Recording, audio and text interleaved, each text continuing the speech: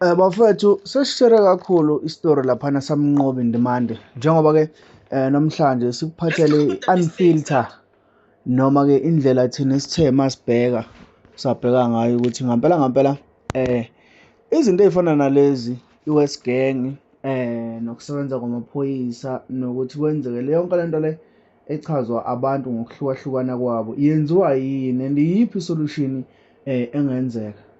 Ziningi izinto ey'khulunywe ngumnqobi njengoba uveza ukuthi ube uNdlavini ube ukhanda lemtshelo kwakhe ubebamba nenkunzi khona emphakathini. U-anti wakhe uqale waveza ukuthi umnqobi ubeyingane ey'lungele eyiholela u-350 ephinde futhi ivikele umphakathi ekuyiyona ebizihlanganisa iy'ngane ukuze kuvikele umphakathi kungenzeka ubugebengu endaweni. Akekho umuntu ophikisana nalokho. Kodwa futhi abantu abaningi bayaphikisana nalokho ngendlela umnqobi apheyintwe ngayo noma-ke ngendlela agcine aziwa ngayo ey'nkundleni zokuxhumana. Baziwa njenge-West Gang, njengomfana obebamba inkunzi, njengabafana ebebehlukumeza abantu, njengabafana ebebulala abantu.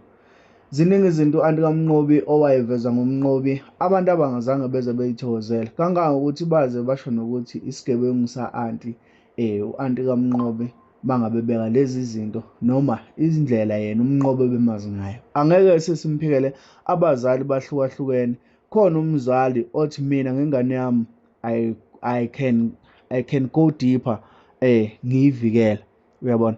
Bese futhi uMamNqobi uthe mangabe ekhuluma Nkosi yami kubantu nje abazali abakhona la kule channel abalalelayo bazovumelana nami ukuthi into esho uMamNqobi kungenzeka ibe yiqiniso ngendlela abantu abanganelisekile noma ngendlela abantu abayizwe ngayo kungenzeka ukuthi ibe yiqiniso. By the way, if ukuthi inkulumo kaMamNqobi interview ubungakayiboni ngizoyiposta ilinki noma ubheke la kwi-channel. Inkulumo ka-anti kaMnqobi ikhona la kwi-channel. Inkulumo yabangcwabi baMnqobi ikhona la kwi-channel. Kanjalo noGeneral Mkhwanazi esenanda eyokhuluma mayelana nobugebengu obenzekayo khona eNanda khona la kwi-channel. uMamNqobi uveze ukuthi yena kahle kahle umnqobi wasiyekelana isikole waphinda futhi umnqobi kungani yena angamphikeli umnqobi. Ngokwami inkulumo yakhe bingamphikeli umnqobi njengoba eshilo ukuthi yena bekezwe nge-West Gang but akanayo information ukuthi kahle kahle nge-West Gang kwenzakalani kangangokuthi noma bethe bembuza aphike. Leyo nto leyo ikuvezela ngokusobala ukuthi ingane yakho uma ngabe isuduze kwamehla akho usungasenayo isure ukuthi leyo nto iyenzile. Kuphela usuke usubheka indlela ebehave ngayo noma indlela ekuyiyona vele into ejwayele ukuphila ngayo ey'ntweni ey'suke zifana nalezi. Sikakhulukazi njengoba umnqobi walimala elento le walimala ngayo kanjeya kuvela iy'tori ezahlukahlukene. Alright, noma zingahlukahlukene but zizwakala zingafani iy'tori. UMnqobi kuthiwa wayezwe ngazuthi uphethwe inkwantsho wathi usaya kumthandazo. UMnqobi kuthiwa wayeqashe u-Uber. Okay-ke lo ka-Uber akashongo ukuthi umnqobi wayeqashe u-Uber eyaphi, kodwa kuthiwa wayeqashe u-Uber kuyona imoto yakhe le wayehamba ngayo njengoba wayemuntu oyiholela u-350 engasebenzi. Amaphoyisa akuvezile ukuthi cha kulula ukuthi abantu benze ubugebengu endaweni kangangokuthi izindlu ey'hlala abantu eNanda aziphephile. Abangcwabi nenkulumo le yawayiveza uMakaMnqobi ukuthi kwakhahlelwa iy'dumbu kwashawa bonke abantu ababesegcekeni njengoba no-BJ egcine eveza ukuthi kwagcina kushayeka nabasebenzi bakhe kangangokuthi amaphoyisa ayisebenzisa ipower ngendlela okungasiyona. Lokho asivumelani nakho kangangokuthi u-BJ uze washo wathi cha yayikhona indlela ababengenza ngayo ukuthi bephanishe umndeni noma bephanishe umnqobi noma engasekho emhlabeni. Kangangokuthi umuntu uyaboshwa afakwe emakhazeni ahulumeni ahlaliswe leso sikhathi esisuke sibekaliwe eboshiwe bese kufika ithuba lakhe lokuthi hambe eyofihlwa ebese yahamba eyofihlwa bese ku-invite-wa abantu befamily abawu-14 as maximum.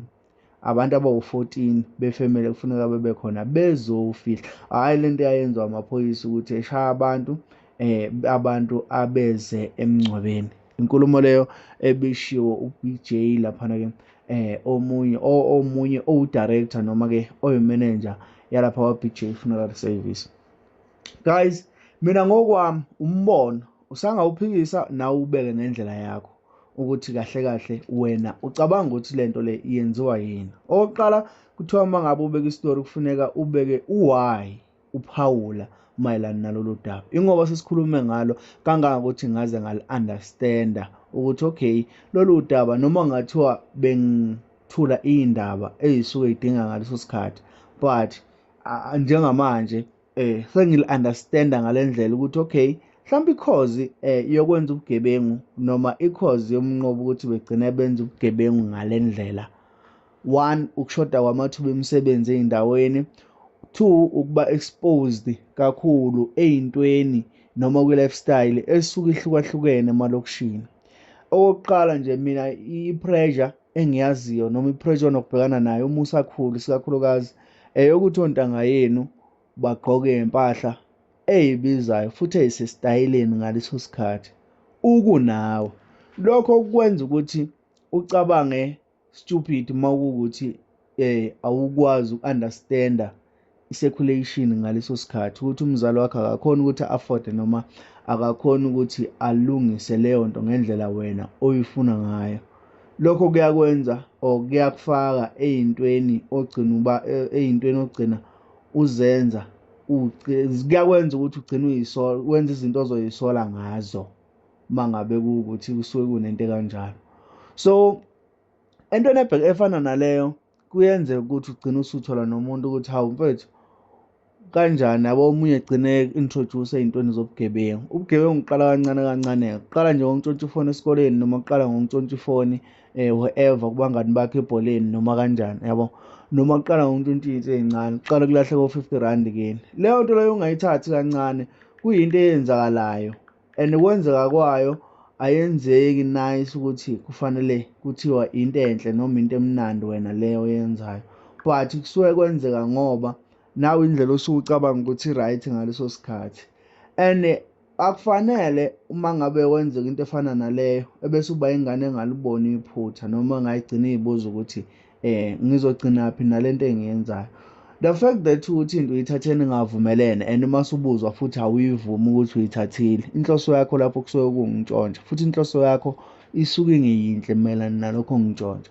Okay, mhlambe abanye abantu, omunye umuntu obe nenhlahla yokuthi uthe uma ngabe khula understand isimo sakubo akeze ukuyibona ngale ndlela engisho ngayo, ngoba yena be-understand ukuthi ekhaya asithathi intweni, ekhaya futhi ayikho into esingayenza nge-situation yasekhaya. So I have to accept this. I have to be friend of my books. Ngikwazi ukufunda ngifike la engifuna ngikwazi ukufika la engifuna ukufinyelela khona. Bakhona abantu abanjalo, thola ukuthi umuntu uyakutshela ukuthi hayi ekhaya sahlupheka thina futhi sasingathathi intweni ngempela, kodwa njengamanje ngikwazile ukuthi ngifike la kufanele ngibe khona noma la engikhona njengamanje. Thola umuntu uvezela izinto mfethu sengathi umuntu akaze wahlupheka.